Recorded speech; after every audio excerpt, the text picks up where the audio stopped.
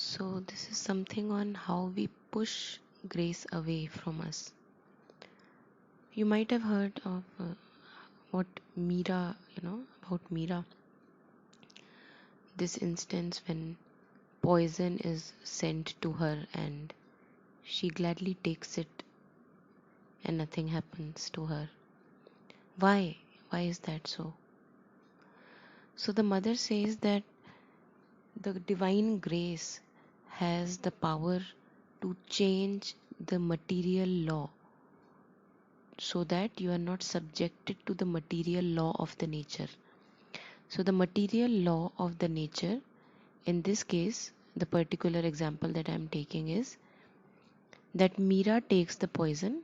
So what does poison do? Poison kills human beings. Okay? So this is the material law of nature, that if I take poison, I will be dead. This is the thought in my head. Okay? But Meera is so occupied with Krishna. Meera is so occupied in her thoughts, in her feelings, in her whole body, in her whole movements to the Krishna, that this thought that if I take poison I will be dead, this does not occur to her.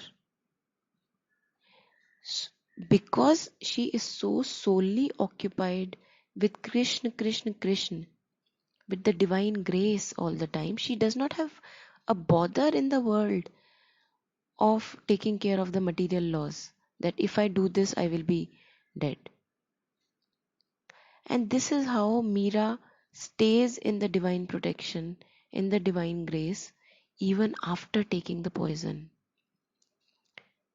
Now what happens with us? We are so tied to the laws of the nature most of the time that we know that if I eat this I will get this bad stomach, or these kind of stuff. So one has to be occupied solely with the divine, solely with the divine. The divine must be the sole occupation, and only then one can feel that you know actually it doesn't matter whether it's poison or anything. But I would suggest that don't begin with poison first. Begin with other simpler things.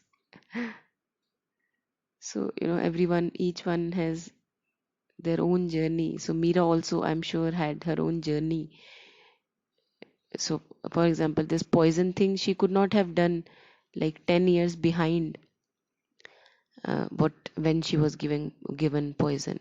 So the intensity of your connection with the divine grace also matters a lot. And once that intensity is there, then one is above the material laws of nature, because the divine grace is operating. My ego is not operating. The divine grace is in operation, and it takes care of the servant of the divine.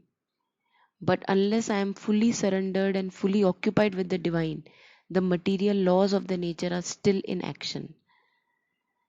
So how to not push grace away is to be solely occupied with the divinity in whatever form you may label it, throughout your waking time and sleeping time. And then the material laws of the nature will not be our occupation. It will not bother me whether I live or die, because the sole thing that I care for is the divinity, is that divine presence within, is remembering the divine. So it would not matter externally what is happening. I have my contentment in every moment.